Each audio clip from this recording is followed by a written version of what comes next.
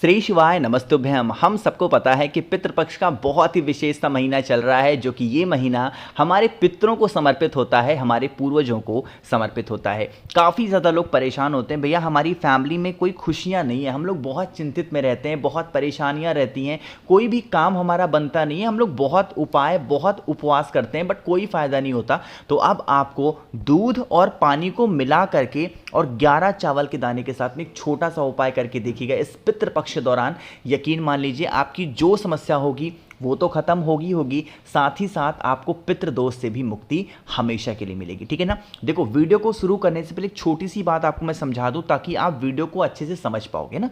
देखो, एक होता है, मैं आपको पहले ही बता चुका हूं, बस एक यहां पे आपको थोड़ा सा मैं सिर्फ समझाने की कोशिश कर रहा हूं। एक होता है कि जो पितृ होते हैं उनको खुश करना, एक होता है पितरों को तृप्त करना।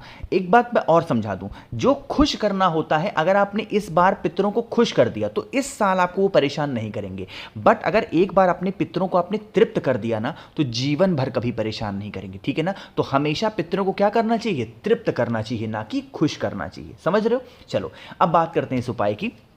स्क्रीन पे आप सभी को एक कटोरी दिख रही है। आपके पास में कोई भी लोटा हो, बस तांबे का वो पात्र नहीं होना चाहिए, कोई सा भी पात्र ले लो। एक छोटी सी कटोरी लो, एक नहीं 2 कटोरी आपको लेनी है। पितृपक्ष में उपाय कर रहे हैं, एक कटोरी में आपको दूध लेना है। ध्यान रखिएगा, दूध की मात्रा बहुत ज्यादा मत रखना, आधी कटोरी दूध लेनी है, इससे ज्यादा नहीं। ठीक है ना। आधी कटोरी दूध लेंगे और एक जो अलग से आपने कटोरी ले रखी है, उस कटोरी के अंदर आपको जल डालना है, यानी कि पानी डालना है। और थोड़ा सा इसी जल के अंदर गंगा जल आपके घर में हो तो वो भी डाल देना। 2 कटोरी रेडी है, उसको लेना। साथ ही साथ आपको लेना होगा चावल के दाने, गिन करके। कितने दाने लोगे? 11 दाने आपको गिन करके लेने हैं।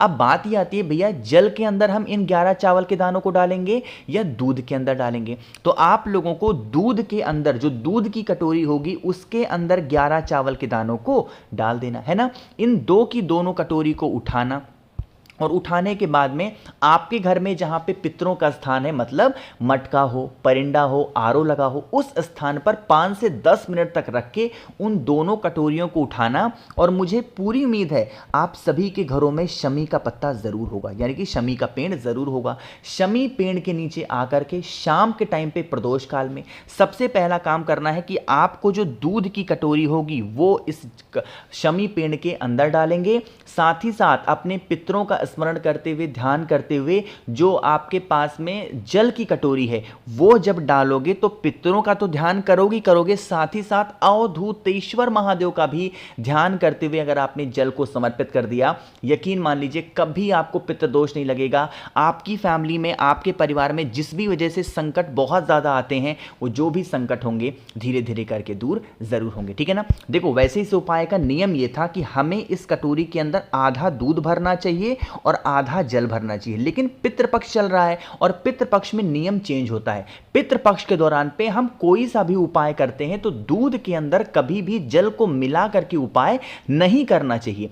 कोई और दिन हो तो आप उपाय कर सकते हो, कोई दिक्कत नहीं है। बट जब पितृपक्ष चल रहा हो तो दूध की कटोरी लोटा अलग लेना होता है और जल का लोटा कटोरी अलग लेना होता है, और फिर आपको उपाय को करना चाहिए। समझ रहे हो? तो यहां पे हम लोगों ने पहले उपाय की बात कर ली है। आगे बढ़ते हैं अब इस वीडियो के हम लोग अपने दूसरे उपाय की तरफ, और ये जो दूसरा उपाय है वो होगी आपकी इच्छा को पूरी करने के लिए, आपकी मनोकामनाओं को पूरा करने के लिए। बहुत ही आसान सा स्पेशल सा उपाय है, समझने की कोशिश करेंगे। जैसे मान लीजिए, अब देखो इच्छा पे यहाँ पे मैं थोड़ा सा डिस्क्राइब कर दूं आपको ताकि आप समझ पाओ। इच्छा मतलब ये नहीं कि सिर्फ किसी की इच्छा नौकरी की है तो बस नौकरी नहीं। अगर आपकी इच्छा धन की है तो भी उपाय कर सकते हो, आपकी इच्छा लड़ाई को खत्म करने की है तो भी कर सकते हो, आपकी इच्छा घर में शांति के लिए तो भी आप इस उपाय को कर सकते हो। ठीक है ना। देखो, एक तांबे का लोटा लेना, तांबे के लोटे में आपको क्या करना है? जल भरोगे। कौन सा महीना चल रहा है? पितृपक्ष का। तो जल के अंदर क्या डालना होगा? आपको थोड़ा सा डालना है गंगा जल, डाल दिया। इसके साथ में हमें लेना होगा चावल के दाने। कितने चावल के दाने? मात्र 2 चावल का दाना आपको लेना है, इससे ज्यादा मत लेना। कितने? मात्र 2 चावल के दाने लेंगे। चावल का दाना अलग नहीं रखना है, आपको उस चावल के दाने को इसी कलश के अंदर या फिर इसी कटोरी के अंदर, जो भी पात्र लिया है उसके अंदर डाल देना। डालने के बाद में आपको पता होना चाहिए कि आपको अपनी मनोकामना कहते हुए उस जल को 2 स्थान पे समर्पित करना। अब वो स्थान कौन से हैं समझिएगा। आपके कलश में जितना भी जल है 2 चावल वाला, वो आधा जल समर्पित करोगे कहां पे? बेल पेड़ के नीचे। ध्यान रखिएगा, कहाँ पे? बेल पेड़। अब ये भी कहोगे भैया हमारे घर में तो गमले में रखा हुआ है, हमारे पास बड़ा बेल का पेड़ नहीं है, अब हम क्या करें? आपके घर में बेल में गमले में लगा है वहां पे कर सकते हो, बड़ा पेड़ है वहां पे, मतलब कहने का है कहीं पे भी बेल का पेड़ मिल जाए, उस कलश का आधा जल बेल पेड़ की जड़ में समर्पित करोगे। साथ ही साथ आपको उस कलश का जो आधा जल होगा वो महादेव के शिवलिंग के ऊपर कुंदकेश्वर महादेव के नाम से, अगर इस पितृपक्ष के दौरान पे आपने कर लिया, यकीन मान लीजिए आपकी बरसों पुरानी जो मनोकामना होगी वो पूरी होगी। एक छोटा सा आप लोग को डाउट दूर कर दूं, कुछ लोग कहेंगे भैया बेल का ही पेड़ आपने चूज क्यों किया? देखो, मैंने इसलिए चूज किया है क्योंकि बेल का पेड़ सभी के घरों में आसानी से है, पीपल का पेड़ सभी घरों में आसानी से नहीं होगा, बरगद का पेड़ आसानी से नहीं होगा, लेकिन बेल का पेड़ सभी के घरों में आसानी से होगा। इसीलिए आप इस उपाय को बेल पेड़ के नीचे करना होगा। समझ रहे हो? तो इस उपाय को करके देखेंगे। 2 उपाय आपको समझ में आ गए होंगे। आगे बढ़ते हैं बस वीडियो के हम लोग अपने तीसरे उपाय की तरफ, जो कि आपको करना है मूंग के दानों के साथ में। ठीक है ना? समझने की कोशिश करते हैं इस उपाय को, लेकिन उससे पहले एक छोटा सा काम और कर देंगे। जल्दी से करिए वीडियो को लाइक, जिसने अभी तक चैनल को सब्सक्राइब नहीं किया और आप मेरी आवाज़ आज पहली बार सुन रहे हैं तो जल्दी से चैनल को सब्सक्राइब करेंगे। ठीक है ना? चलो समझने की कोशिश करते हैं। इस उपाय को मैं पहले बता चुका हूं, बट बहुत ही प्यारा सा दिन आ गया है, करिएगा उपाय को। इस उपाय के लिए हमें 5 मूंग के दाने लेने हैं। कहोगे भैया इसके क्या फायदे हैं? अगर आपके घर में कोई भी व्यक्ति है जिसकी बीमारी पीछा नहीं छोड़ पा रही है, वो इंसान बीमार रहता है, हमेशा बीमार रहता है, तो आपको 5 खड़े मूंग को लेना है, दाल मत ले लेना। ठीक है ना? 5 खड़े मूंग को लेंगे, एक तांबे के लोटे में जल को भरिएगा और ध्यान रखेंगे इसी जल के अंदर जो 5 मूंग के दाने आपने लिए हैं उसको डाल देंगे। साथ ही साथ आपके पास में 1 चुटकी काला तिल भी होना चाहिए, उस 1 चुटकी काले तिल को जल के अंदर डाल देंगे। है ना? इस कलश को उठाना, जितने भी कमरे हों वहां पे घूम करके सभी कमरों में जो व्यक्ति बीमार है उसके हाथों को इस कलश को टच करा देना, एक बार स्पर्श कराना, घुमाना उमाना नहीं है, सिर्फ एक बार टच करा देना। ठीक है ना? टच कराने के बाद में आपको लेके चले जाना है कहां पे? महादेव के शिवलिंग के पास में। जैसे ही जाओगे सबसे पहले दर्शन होंगे आपको नंदी बाबा के। अरे होंगे कि नहीं होंगे?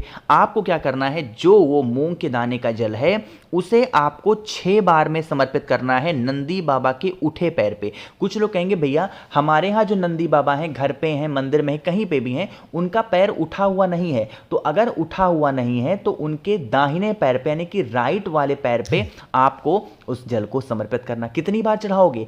जल चढ़ा रहे हो ना, वो पूरा जल जब 6 बार में चढ़ाओगे तो उसको खत्म मत कर देना कि पूरा जल खत्म ही कर दिया, नहीं, थोड़ा सा जल आप अपने कलश में, पात्र में बचा लेना। और बचाने के बाद में जितना भी जल बचा हुआ है, जो आपके घर में बीमार है उसका नाम और गोत्र बोल के पितृ देवता अर्यमन का ध्यान करना। किसका ध्यान करोगे?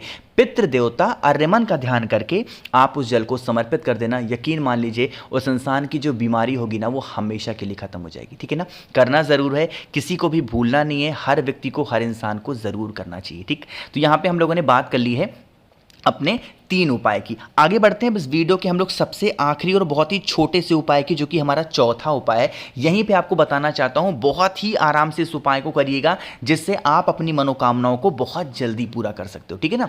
क्या करना है, जैसे उसके लिए सिर्फ हमें 1 पुष्प की जरूरत है, ज्यादा मत लेना, सिर्फ 1 फूल लेना है, वो भी सफेद पुष्प। आप कहोगे भैया हमारे घर में तो सफेद फूल नहीं मिलता, हम लोग बहुत परेशान रहते हैं। देखो कोई सा भी फूल ले लो, लेकिन कोशिश पहले करेंगे, खोजना पहले कि हमें कहीं से भी एक सफेद फूल मिल जाए। ठीक है ना?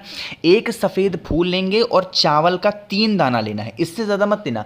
1 सफेद पुष्प, चावल का 3 दाना, जो कहीं से खंडित ना हो, टूटा हुआ ना हो। जो तांबे का लोटा आपने लिया है ना, इस तांबे के लोटे में पहले आपको जल भरना है, जल के अंदर गंगा जल भर देना, 1 चुटकी काला तिल डाल देना। अभी इतना सब कुछ करने के बाद में जो चावल का 3 दाना होगा वो इसी कलश के अंदर डाल देना, और इस कलश को उठा के जितने भी घर में आप पे कमरे हैं, भूलना नहीं, सभी कमरों में जाना, वॉशरूम को बस छोड़ देना, सभी कमरों में जा करके जो एक सफेद फूल मैंने आप सबको दिखाया है, इस सफेद फूल को उठाना और महादेव के शिवलिंग के पास पहुंच करके सबसे पहला काम करेंगे, सफेद पुष्प को, एक स्थान होता है ये माता का हस्तकमल और ये स्थान होता है माता अशोक सुंदरी का स्थान, यहां से स्टार्ट होता है। आपको उस सफेद फूल को इस खाली स्थान पे समर्पित करना है पितरों का ध्यान करके, और जो आपकी मनोकामना है, जो आपकी विशेष हैं, उस कामना से उस 1 लोटे जल को महादेव के शिवलिंग के ऊपर समर्पित समर्पित करके यही काले तिल वाला जो जल होगा शिवलिंग से नीचे गिरेगा, इस जल को यहाँ से रोक लेना, ठीक है ना।